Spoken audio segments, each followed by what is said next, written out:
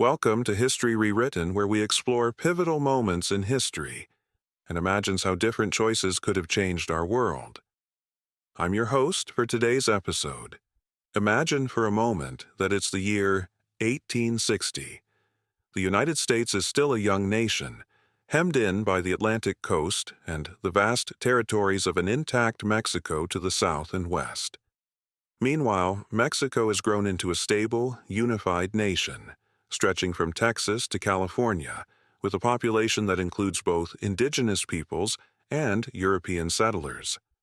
How would this different geography have shaped the development of North America? What would the United States look like without the resources of California, without the strategic ports of the Pacific coast? Today, we'll explore how we got to that moment in 1848 when half of Mexico was lost, and then journey into this fascinating alternative reality. But first, let's understand what actually happened and why.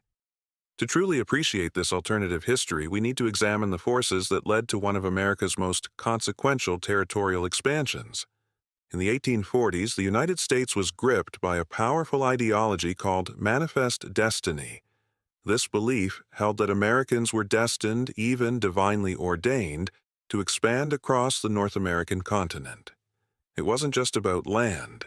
It was about spreading American democratic ideals and Protestant values from sea to shining sea. When James K. Polk became president in 1845, he embodied this expansionist spirit. Polk had a clear agenda: acquire California, settle the Oregon boundary dispute, and solidify control over Texas. He famously accomplished all three during his single term in office. The immediate catalyst for conflict with Mexico was Texas. After winning independence from Mexico in 1836, Texas existed as an independent republic for nearly a decade. Mexico never recognized this independence, viewing Texas as a rebellious province that would eventually return to Mexican control. When the United States annexed Texas in 1845, tensions escalated dramatically.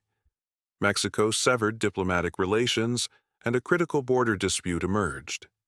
Texas claimed its territory extended to the Rio Grande River, while Mexico insisted the border was the Nueces River, about 150 miles north. This strip of land between the two rivers would become the spark that ignited a war. Polk, determined to assert American claims, ordered General Zachary Taylor to occupy the disputed territory. He also sent diplomat John Slidell to Mexico City with an ambitious proposal: settle the Texas border dispute, pay Mexico millions for damages American citizens claimed against Mexico, and purchase California and New Mexico for up to $30 million. But Mexico, led by President José Joaquín Herrera, refused even to receive Slidell. The Mexican government understood that accepting Slidell would be tantamount to accepting the dismemberment of their country. Polk's response was calculated provocation. He positioned American troops in the disputed territory waiting for a response. That response came on April 25, 1846, when Mexican cavalry crossed the Rio Grande and clashed with Taylor's forces, killing or wounding 16 American soldiers. Polk had his casus belli. Before Congress, he declared that Mexico had invaded our territory and shed American blood on American soil.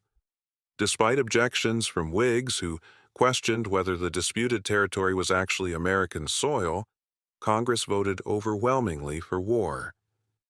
The Mexican-American War lasted from 1846 to 1848.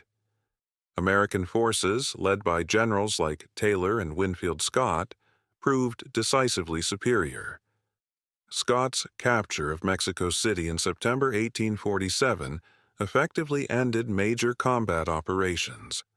The war concluded with the Treaty of Guadalupe Hidalgo in February 1848.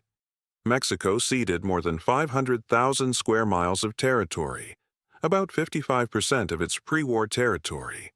This included present-day California, Nevada, Utah, Arizona, New Mexico, Colorado, and parts of Wyoming, Kansas, and Oklahoma. Mexico also relinquished all claims to Texas and recognized the Rio Grande as the border. In exchange, the United States paid Mexico $15 million and agreed to assume up to $3.25 million in debts owed to American citizens.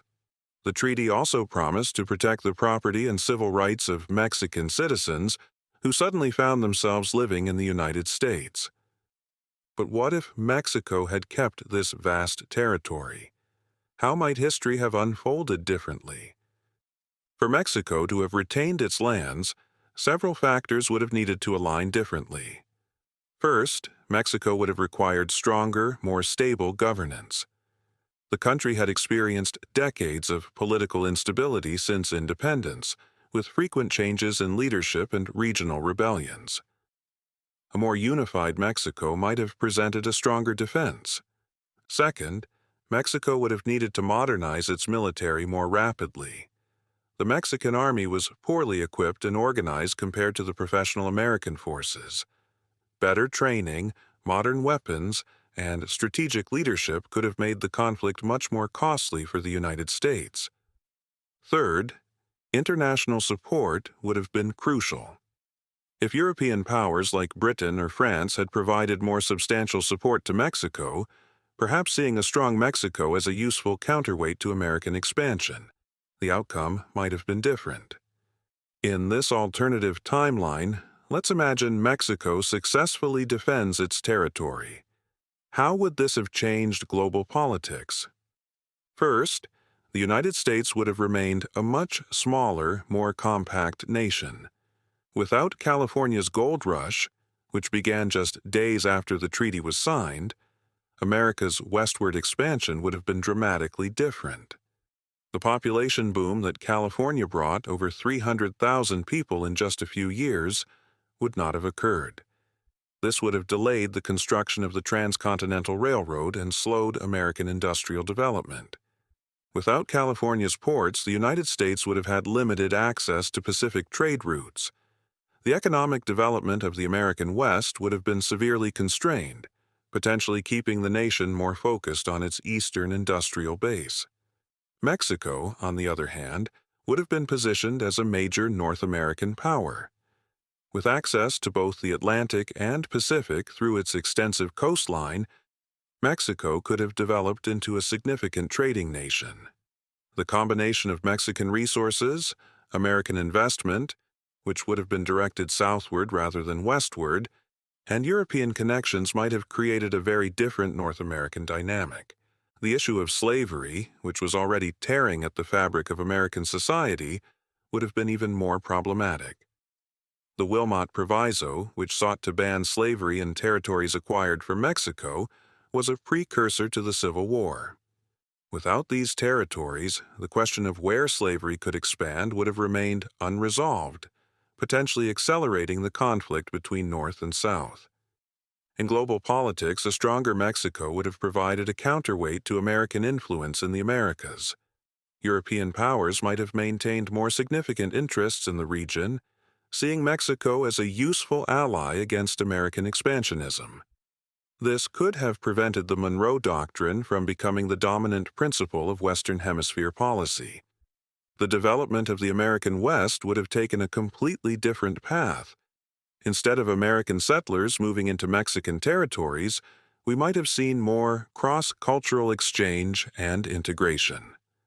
The border between the United States and Mexico would have been much shorter, fundamentally changing immigration patterns and cultural development.